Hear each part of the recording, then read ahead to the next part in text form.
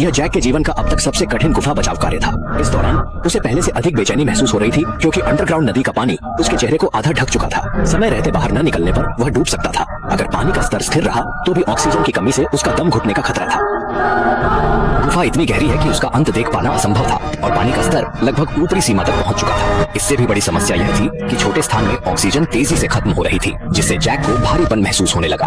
उसने तुरंत 2 गहरी सांसें ली और अपने दिल की गति को काबू में किया, क्योंकि वह समझता था कि डर बढ़ने से ऑक्सीजन ज्यादा खर्च हो सकता है। वह मौत के बिल्कुल करीब महसूस कर रहा था। कुछ घंटे पहले पानी का स्तर अचानक बढ़ने से लोगों में खलबली मच गई थी। सौभाग्य से जैक ने एक छोटा ऑक्सीजन टैंक साथ ले लिया था, जिसकी वजह से वह अब तक यहाँ तक पहुँच पाया। लेकिन अब टैंक में ऑक्सीजन समाप्त हो चुकी थी और शेष यात्रा उसे पानी की सतह के सहारे पूरी करनी थी। गुफा में कई दिशाओं में रास्ते खुले हुए थे। जैक ने चट्टान पर सिर टिकाकर गहरी सांसें ली ताकि वह शांत रह सके और सही निर्णय ले सके, क्योंकि एक छोटी सी गलती से उसे मानसिक और शारीरिक हानि हो सकती थी। सौभाग्य से जैक ने जल विज्ञान के रुझान का सही अनुमान लगाकर एक बड़े स्थान पर मुड़ना सही पाया।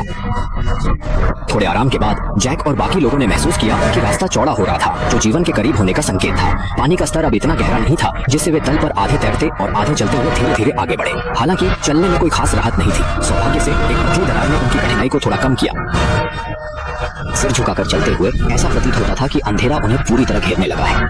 आगे के साथी की मध्यम रोशनी का पीछा करने से अवसाद ज्यादा नहीं हुआ। जैक को लग रहा था कि वह गुफा के मुहाने के करीब पहुंच रहा था। जब उनके साथी किनारे तक पहुंच गए, जैक ने भी उनके पीछे कदम रखा।